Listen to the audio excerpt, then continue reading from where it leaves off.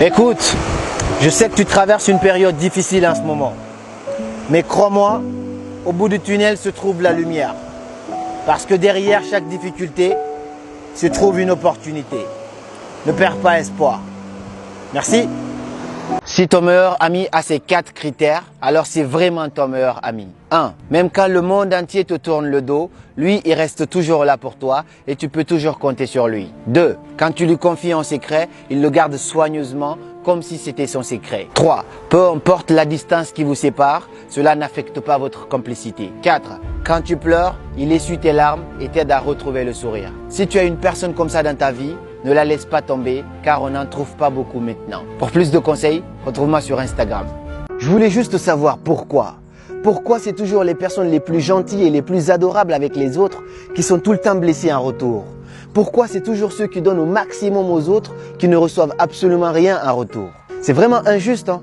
Mais si tu te reconnais dans cette vidéo, sache que tout ce que tu fais de bon, la vie te le rendra à un moment ou à un autre. Mais surtout, n'oublie pas de prendre soin de toi aussi, parce que le temps ne nous attend pas. Hey, arrêtez! Arrêtez de croire que tous les célibataires sont des gens en manque d'amour. C'est vrai qu'il y en a qui cherchent mais ne trouvent pas. Mais il y a aussi ceux qui ont choisi de patienter. Être célibataire, ça veut dire que je me respecte, je connais ma valeur et je m'aime tellement que je ne me mettrai pas avec n'importe qui. Une personne célibataire, c'est une personne qui est suffisamment forte pour vivre et profiter de sa vie sans dépendre de qui que ce soit. Parce que le principe, il est simple, mieux vaut être seul que d'être mal accompagné. Pour plus de conseils, abonne-toi. Hey, arrête! Arrête de te comparer aux autres. Tu te réveilles le matin, tu vas sur Instagram, tu regardes la vie des autres et tu penses que les autres vivent une belle vie et toi tu vis une sale vie. Arrête, ce n'est pas la réalité. Il y a des gens qui mettent leur plus beau sourire alors qu'ils sont limite en dépression. Alors ça ne vaut pas le coup de se sentir mal pour quelque chose qui n'est pas forcément vrai. Donc arrête. 3 signes qui prouvent que tu es en bonne santé mentale.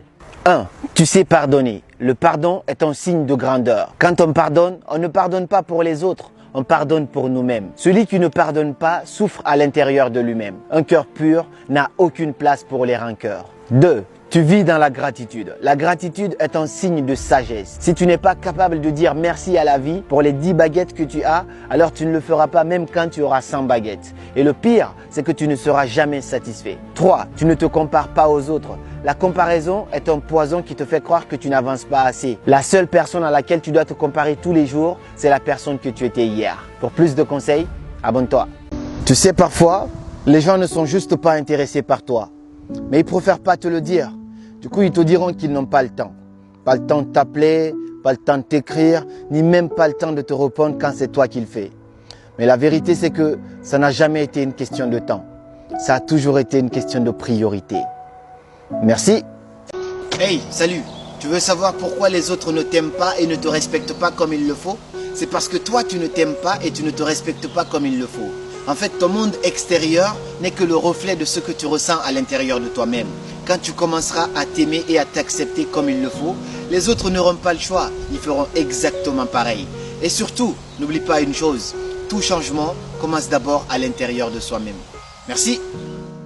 Dis-moi comment tu commences ta journée, je te dirai comment tu risques de la finir. La manière dont tu commences ta journée influence fortement la manière dont tu risques de la finir. Donc tes objectifs sur le long terme dépendent des actions que tu mets en place sur le court terme. Si tu mets en place des bonnes habitudes, tu risques d'avoir de bons résultats. Et si tu mets en place de mauvaises habitudes, tu risques d'avoir de mauvais résultats. Donc dans cette vidéo, je ne vais pas te dire des choses que tu veux entendre. Je vais plutôt te dire des choses que tu as besoin d'entendre. Parce que c'est seulement comme ça que tu avanceras pour devenir une meilleure version de toi-même. C'est pourquoi dans cette vidéo, je vais partager avec toi les 7 erreurs qu'il ne faut pas du tout faire dès le matin. Je pense que beaucoup d'entre nous allons nous reconnaître dans cette vidéo, mais le but, comme je le dis, pour précision, le but du développement personnel, c'est pas de te faire culpabiliser en disant ouais, tu fais ça, t'es une merde. Absolument pas. Le but du développement personnel, c'est de t'aider à prendre conscience de tes actions pour les changer afin de devenir une meilleure personne tous les jours. L'une des choses les plus importantes que j'ai apprises dans la vie ces derniers temps, c'est de ne jamais rien forcer.